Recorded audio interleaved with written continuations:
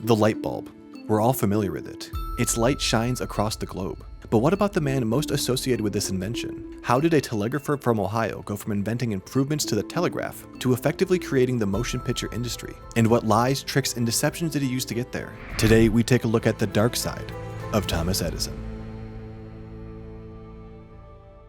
Thomas Alva Edison was born on February 11th in 1847 in Milan, Ohio, but spent the majority of his childhood in Port Huron, Michigan. He was the youngest of his family, seventh child born and fourth surviving into adulthood. By age 12 in 1859, he dropped out of school to work as a train boy, selling newspapers and candy to passengers. Around the same time, Edison had become hard of hearing. While it's not certain what caused this, many suspect it was either familial mastitis, which is an infection of the mastoid bone found just behind the ear, effects of scarlet fever, or the result of a physical incident, possibly when Edison claimed he was lifted by his ears onto a train. Some have suggested that it was this hearing impairment that inspired a number of his later inventions.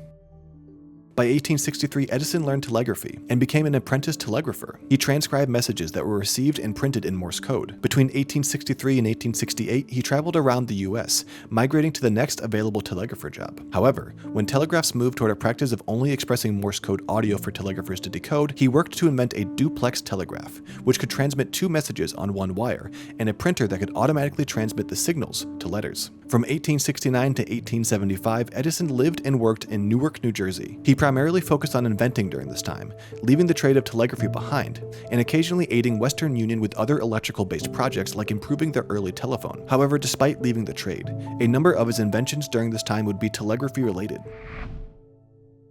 In 1876, Edison founded and opened a laboratory in Menlo Park, New Jersey. It would be referred to as the Invention Factory by some, and it was the first research and development facility which many would model themselves on in later years. In 1878, he focused on electric light and formed the Edison Electric Light Company with the help of financial backers. They looked to conduct experiments with electric lights and file for patents related to any discoveries. These experiments resulted in the Edison bulb, an improved, longer-lasting light bulb, which was built from his invention of bamboo filament. While light bulbs had already existed before his invention, those early versions could only stay lit for minutes before burning out. With bamboo filament, Edison bulbs were the first to report 13 hours of light. In 1881, Edison opened up an electric light factory in Newark, New Jersey, and relocated his family there. This site was responsible for the first commercial electric light system, which was installed in 1882 on Pearl Street in Manhattan. He would later open up a new, larger laboratory in West Orange, New Jersey in 1887, and by 1892, General Electric was formed after a merger between the Edison Electric Light Company and Thomas Houston. Edison then focused his energy into motion picture technology in the late 1800s and the early 1900s. He had invented the phonograph, which was basically an early record player, which, when paired with the kinetograph and the kinetoscope, discovered with the help of William K. L. Dixon, led to the foundation of the motion picture industry. Edison constructed the first motion picture stage in 1893, named Black Maria, which was a colloquial term for a police paddy wagon, which the studio supposedly resembled. Throughout his career, Edison utilized some unsavory business practices to rise to the top of his field. He was known for playing all sides and working for competing companies. He once sold his design for the quadruplex that he developed under Western Union to Jay Gould, the company's rival, for $100,000 worth of cash stocks and bonds. He's also often credited with the invention of certain products when he in actuality only oversaw the factory where the inventors worked. Other times, he borrowed the ideas and advancements of others to perfect his own products, often being misattributed as the primary inventor. He would claim during his own lifetime that there was no such thing as a completely original idea, and that all inventions and discoveries come from what already exists around us. In 1887, Edison returned to work on perfecting the original phonograph design. Since his initial invention, Chichester Bell and Charles Sumner Tainter had been working on their own improvements and had even reached out to Edison to collaborate. However, Edison refused, and then ended up utilizing their methods and elements of their designs in his own work, taking credit. In 1896, Edison premiered the Vitascope, which was marketed under his name. In reality, the Vitascope was the same product as the projector invented by Thomas Armat and Charles Francis. Ironically, between 1909 and 1915, Edison was suing other motion picture companies for infringement on behalf of his many patents. These companies attempted to band together as one, with each bringing in individual licenses, but the move was later deemed a monopoly. By 1918, Edison was mostly removed from the motion picture industry. In his book, Edison, Edmund Morris describes Edison in the following way. To his employees, he was an Ubermensch. To his financial backers, an uncontrollable fantasist, half genius, half fool. To rivals, a publicity whore of no especial originality. To his wife and children, increasingly a stranger. To patent office examiners, a tireless nuisance, filing 60 applications in 1880 alone.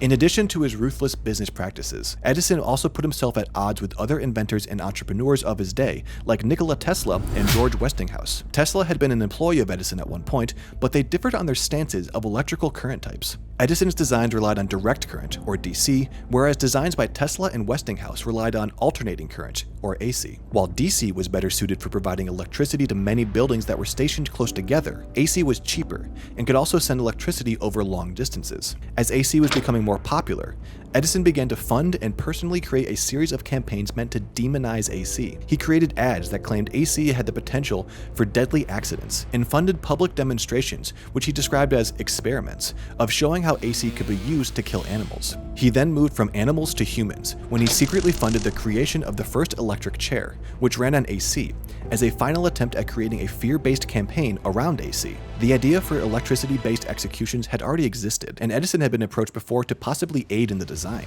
with the belief that this may be a more humane method than hanging. However, Edison refused, claiming he believed capital punishment should be abolished. But when approached again, he changed his answer to utilizing AC, crediting its use and popularity to Westinghouse. When the first man, William Kemmler, was scheduled to be killed via the electric chair, Westinghouse actually tried to get his case overturned and hired an attorney who took the case all the way to the Supreme Court. However, his attempts failed, and Kemmler was executed. Despite Edison's best efforts, in the end, AC prevailed. DC was too expensive, and Edison was losing his individual influence in the sphere of electricity and lighting.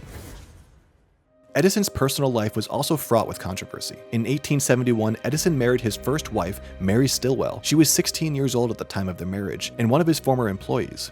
They had 3 children together. In 1884, Mary supposedly died of congestion of the brain, but it has often been disputed how she actually died. Some sources claim that she died of a tumor or hemorrhage, morphine overdose, or typhoid fever. In 1886, he married his second wife, Mina Miller. She was 20 years old when he was 39. Together, they had 2 children. Edison's previous 3 children were physically separated from their father and not a part of his life. Some biographies, such as Edison by Edmund Morris, claim that Edison's wives and children were often mistreated or neglected emotionally. In the 1920s, Edison began to experience poor health. On October 14, 1931, he fell into a coma, possibly as a complication related to diabetes, and died on October 18, 1931. Edison's career as an inventor is undoubtedly influential to many Americans. The basics of his story are told to school children across the country, and everyone knows that Edison invented the light bulb. You can even go to Urban Outfitters and spend over $100 on a trendy Edison table lamp featuring the iconic light bulb he is credited with inventing. Across the country, Edison is a common figure represented in the names of American primary and secondary schools. There are colleges, hotels, townships that bear his name. Hell, even my childhood neighborhood is a shrine to his legacy, titled Edison Estates, with street names that reference different aspects of his life. He has awards given in his honor, such as the IEEE Edison Medal, which is awarded to an individual for a career of meritorious achievement in electrical engineering or the electrical arts. Even President Ronald Reagan declared February 11th, Edison's birthday, as National Inventors Day. This mythologized version of the man has taken root in American culture for decades, with only relatively recent attempts to uncover who Edison really was. So while his contributions, which are overstated, are important to the telecommunication and electrical fields, it's important to shed some light on the real man behind the myth.